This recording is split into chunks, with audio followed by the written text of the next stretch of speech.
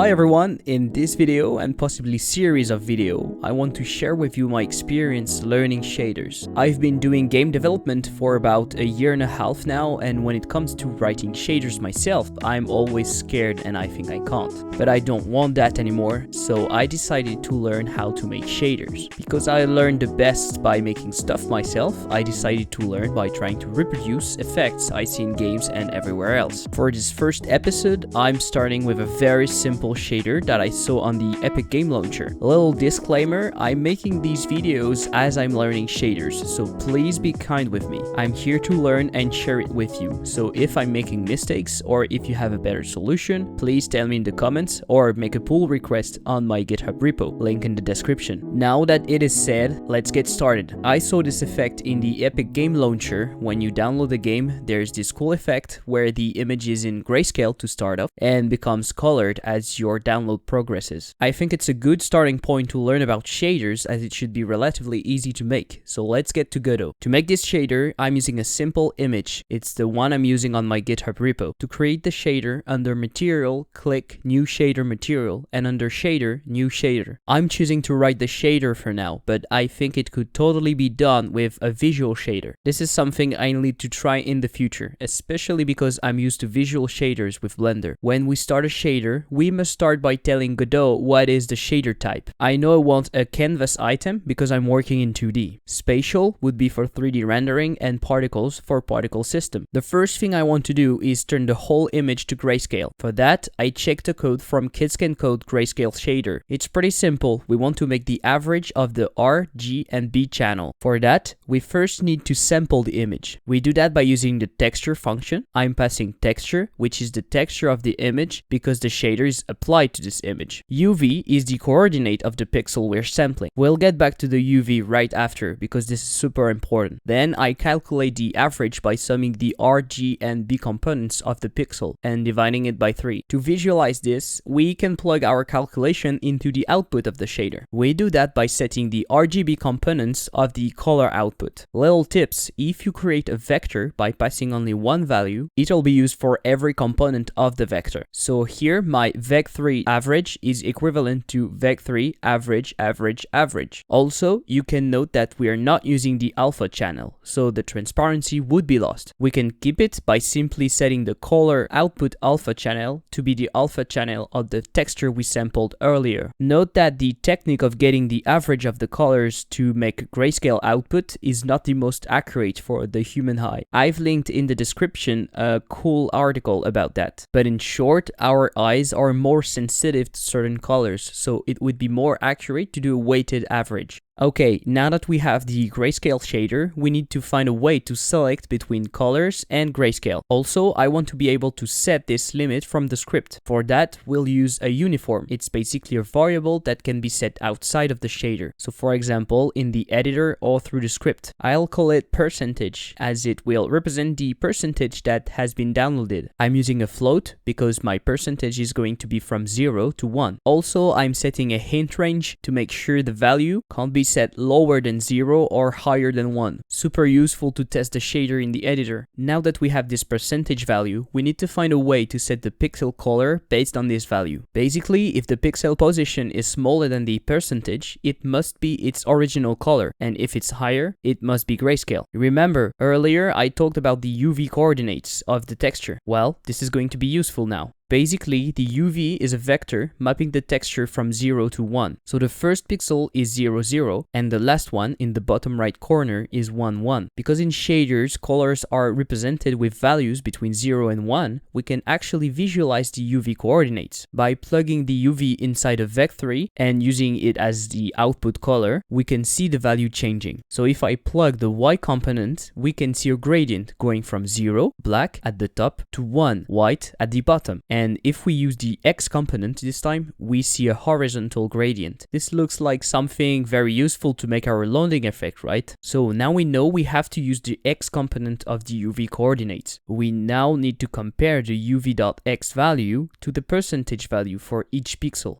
How can we do that? As a programmer, my first instinct is to make an if statement. The pseudocode would be something like this. If uv.x is inferior or equal to percentage, color.rgb is equals to main text.rgb, else color.rgb is equal to average. That way we take the original color of the pixel only if the UV coordinate is lower or equal to the current percentage value. This would be simple, but it's not the best way to do that on a GPU. To give you a quick explanation, a shader is a piece of code that is compiled and then run on the GPU. It's powerful because the GPU has hundreds if not thousands of cores, and so it can run this shader in parallel for a lot of pixels at the same time, where a CPU would have to go through each pixel sequentially and run the code. The GPU can actually do that for a whole lot of pixels at the same time, so why can't we use if statements? In short, GPUs are made differently to CPUs, and they are not good at branching code, like if statement. I won't go over why here, but you can check a response from Stack Exchange that I linked in the description if you're interested.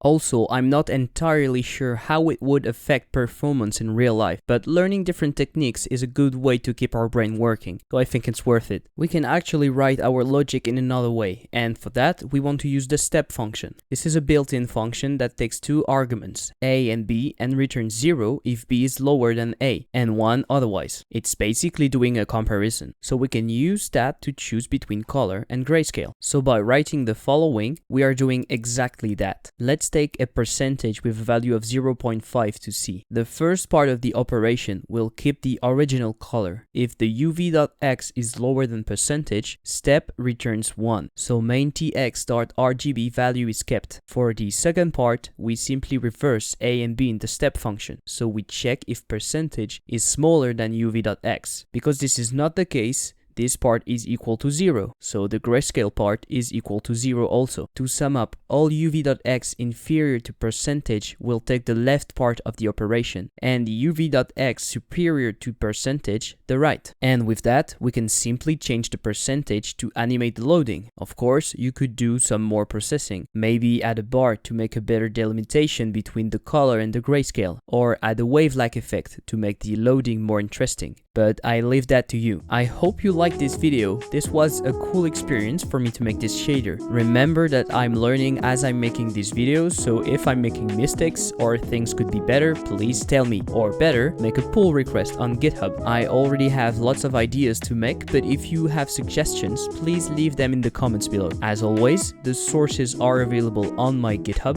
link in the description. Thanks for watching, see you later, bye!